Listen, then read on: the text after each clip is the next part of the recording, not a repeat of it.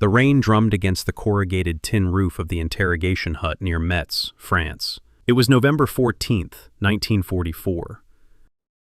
Inside the small room, the air was thick with the smell of wet wool and stale tobacco smoke. Captain David Stern sat across from the woman he had been questioning for 3 hours. She was thin, her coat was tattered, and her hands were stained with a dark, oily residue that wouldn't wash off. Her name was Anna Krause. According to her papers, she was a simple refugee caught behind the lines. But David knew better. Refugees did not have the steady, unblinking eyes that Anna Krause possessed. They did not sit with that kind of stillness while artillery thundered in the distance. David was exhausted. He had been processing prisoners since dawn, trying to separate the desperate civilians from the dangerous infiltrators. He rubbed his eyes and leaned forward, his voice low and raspy. He told her that he knew she was lying. He told her that her papers were too perfect, her story about a lost family in Stuttgart too practiced. He was about to call the guards to take her to a holding cell when she finally spoke. She said that she wasn't from Stuttgart. She reached into the lining of her coat and pulled out a small, rectangular object wrapped in a piece of oilcloth. She slid it across the wooden table toward him. David hesitated. He expected a list of names, a map, or perhaps a coded message. He unwrapped the oilcloth carefully. It was a photograph. It was a black and white snapshot, faded at the edges and creased in the middle, as if it had been folded and unfolded 1,000 times. David picked it up and held it under the dim light of the single bulb hanging from the ceiling. His breath caught in his throat. The room seemed to vanish. The sound of the rain faded into a dull hum. He wasn't looking at a piece of enemy intelligence. He was looking at a small, 2-story house with white stucco walls and dark blue shutters. There was a cherry tree in the front yard, its branches heavy with blossoms. In the window of the second floor, a small wooden birdhouse sat on the ledge. David knew that house. He knew the exact creak of the third step on the staircase. He knew the smell of the cellar where his mother kept jars of pickled beets. He knew the secret compartment under the floorboards in the attic, where he had hidden his lead soldiers when he was 7 years old. He realized he was looking at his own house, not a house like his house. The house he had been forced to leave in 1936, when his family fled the rising tide of the Nazi regime. The house he had thought about every single night for 8 years. He looked up at Anna Krause, his face pale, his hands trembling. He asked her where she got this. He asked her why she was carrying a picture of a house in a suburb of Frankfurt. Anna Krause leaned forward, a small, sad smile touching her lips. She said she didn't just have a picture of the house. She said she was the reason the house was still standing. She said she was the reason his mother's piano was still in the parlor and his father's books were still on the shelves. This is the moment where the war stopped being a matter of maps and troop movements and became a matter of ghosts. You are probably wondering how a German woman caught in a war zone ended up with a photograph of an American intelligence officer's childhood home. You are probably wondering why she spent 3 years risking her life to protect a building that belonged to a family she had never met. Over the next 40 minutes, we are going to unravel a story that sounds like a fever dream, but is documented in the classified files of the 1944 intelligence units. It is a story of a secret resistance, a hidden room, and a woman who understood that sometimes the most important thing you can save isn't a person, but a memory. Stay with me on this one, because the ending will change how you think about the concept of home forever. Before we go back to that house in 1936, I want to ask you something. If everything you loved was taken from you, and your only connection to your past was a stranger who claimed to have saved your memories, would you trust them?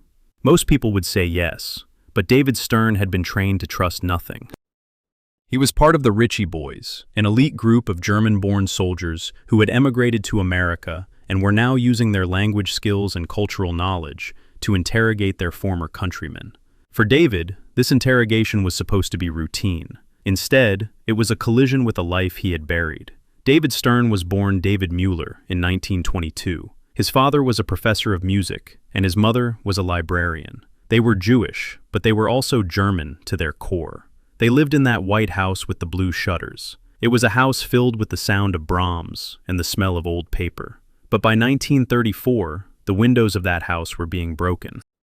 By 1935, David could no longer attend his school. In 1936, his father sold everything for a fraction of its value, and they boarded a ship for New York. David remembered the day they left. He remembered looking back at the cherry tree and thinking that the house looked lonely.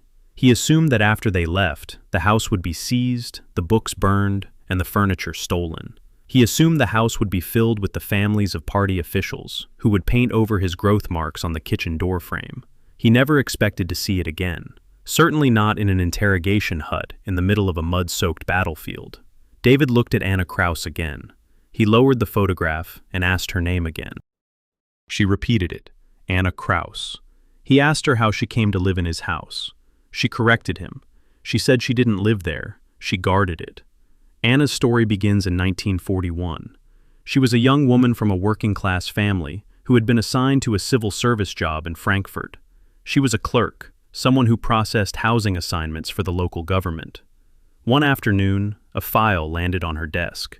It was the deed for a property that had been designated as abandoned. It was the Mueller house. Normally, such a house would be auctioned off to a loyal member of the party, but Anna had seen enough of the system to hate it. She had watched her neighbors disappear. She had watched the arrogance of the men in brown shirts. She decided, in a moment of quiet rebellion, that this house would not go to them. She used her position to alter the records. She marked the house as contaminated with scarlet fever. She placed a yellow warning sign on the front door. It was a simple trick, a bureaucratic lie, but in a world obsessed with order and health, it worked. For 2 years the house sat empty. No one dared to cross the threshold. The weeds grew high in the yard, and the cherry tree went wild. But Anna didn't just leave it alone. She spent her nights sneaking into the garden to trim the branches.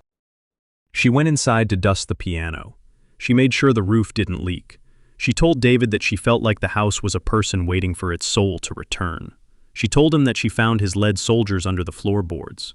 She said she put them in a small box and hid them back in the attic so they wouldn't be found if the house was ever searched. David listened, his heart hammering against his ribs. He asked her why. Why risk the Gestapo for a house that didn't belong to her? Anna looked him in the eye and said because if they could take your home, they could take your history. And if they took your history, they won. She wanted someone to have a home to come back to when the madness was over. But the story gets deeper. By 1943, the air raids on Frankfurt had become a nightly occurrence. The city was burning. Anna knew that a vacant house, even one marked with a fever sign, was a target for looters or for the military to seize as a barracks. She needed a new plan. She reached out to a small, underground network of resistance fighters known as the White Rose. They needed a place to store printing presses and forbidden literature. Anna offered them the Mueller house. She told them about the secret compartment in the attic. She told them about the cellar that could be accessed through a hidden door behind a woodpile.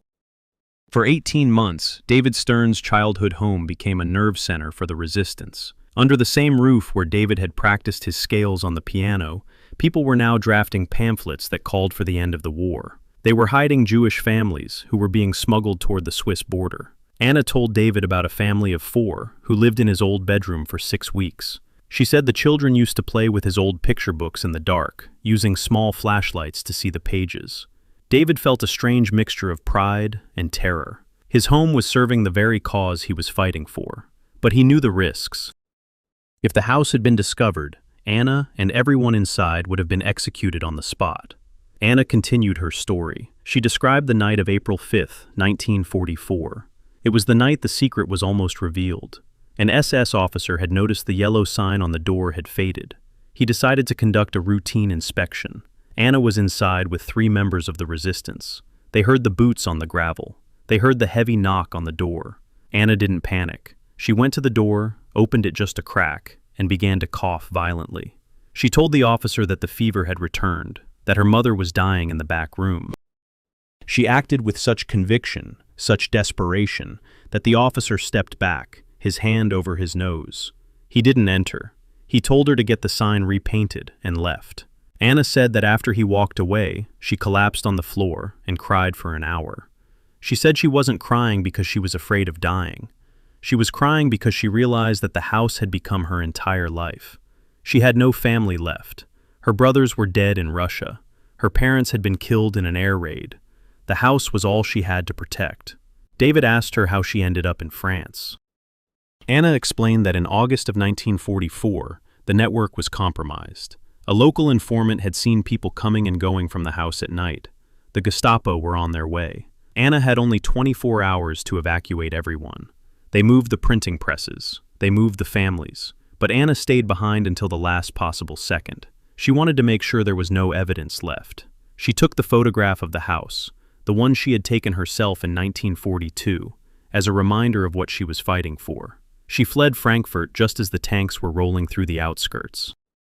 She walked for weeks, moving through the woods, sleeping in barns, trying to reach the Allied lines. She heard that the Americans were near Metz. She thought that if she could find an American officer, she could tell them about the house. She thought she could give them the address and ask them to protect it from the advancing artillery. She didn't know that she would be sitting across from the very boy who had lived there. She didn't know that the man interrogating her was the person whose lead soldiers she had hidden in the attic. The room was silent. David Stern looked at the photograph again. He looked at the white stucco and the blue shutters. He looked at the woman who had spent the war being a ghost in his past. He realized that for 3 weeks he had been looking for spies and saboteurs, and he had found the guardian of his soul. He didn't know what to do. He was an intelligence officer. He had protocols to follow. But he was also David Mueller. He reached out and touched Anna's hand. It was cold and rough. He told her his name. He told her that he was the boy from the second-floor window. He told her about the birdhouse. Anna's eyes widened. She began to weep, deep, silent sobs that shook her thin frame. They sat there for a long time, two strangers connected by a piece of land and a shared history of loss. David knew that he couldn't just let her go. He had to process her, but he also knew that he would do everything in his power to protect her. He used his authority to have her transferred to a special unit for displaced persons who had aided the resistance. He wrote a letter to his commanding officer, documenting her work for the White Rose. He made sure she was given warm clothes and real food.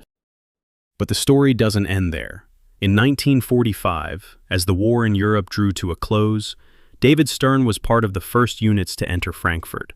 He had the address burned into his mind. He drove his jeep through the ruined streets of his old city. Entire blocks were nothing but piles of brick and twisted metal. The cathedral was a shell.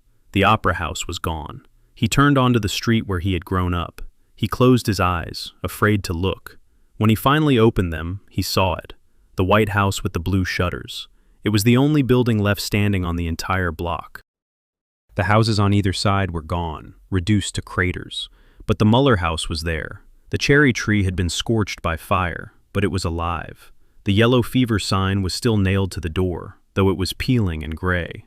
David walked up the path. He pushed open the door. The air inside was cool and smelled of dust and beeswax. He walked into the parlor. The piano was there, covered in a white sheet. He walked into the kitchen. The growth marks were still on the doorframe. He climbed the stairs to the second floor. He went into his old bedroom. He felt like he was stepping back into 1936. He went up to the attic. He found the loose floorboard. He reached inside and pulled out a small wooden box. He opened it. Inside were his lead soldiers. They were exactly where Anna Krause had said they would be. David stayed in the house for 3 days. He slept on the floor. He played a few notes on the piano, though it was badly out of tune. He realized that Anna Krause had given him something that no one else in his family had. A bridge back to who he was.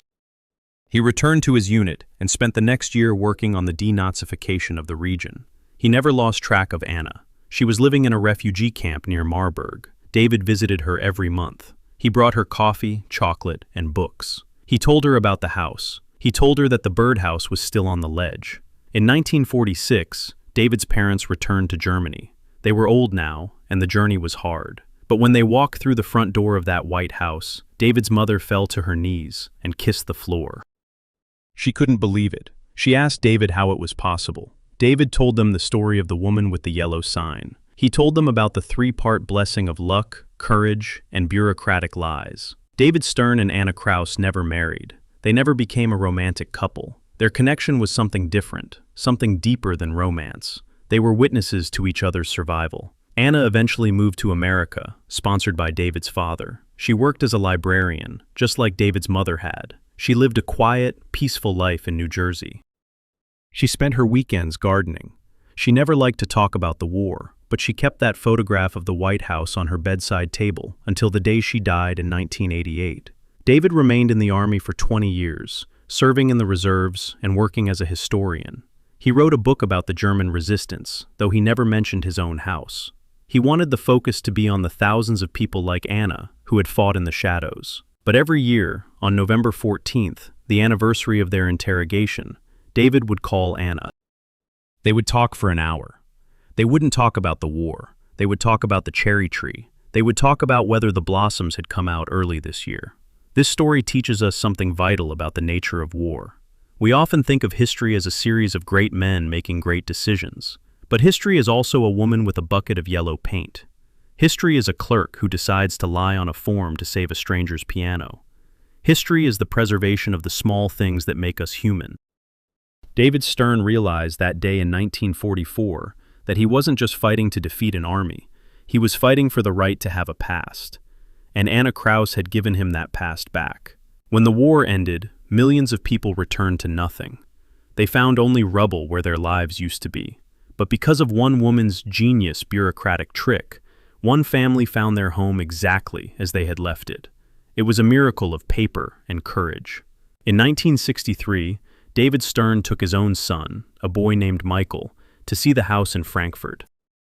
The city had been rebuilt. The street was full of new cars and modern buildings. But the White House stood there, timeless. David showed his son the secret compartment in the attic.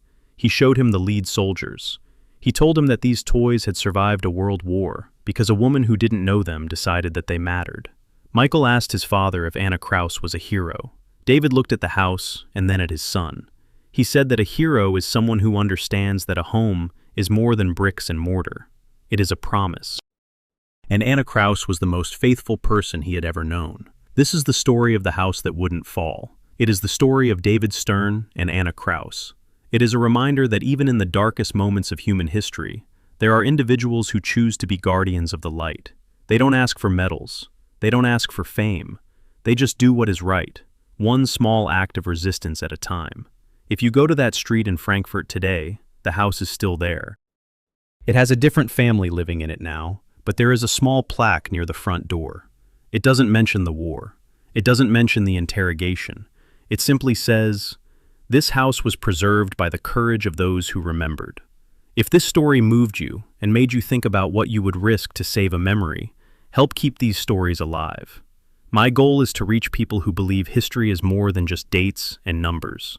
Subscribe to the channel and share this video with someone who needs to remember that one person can make a difference.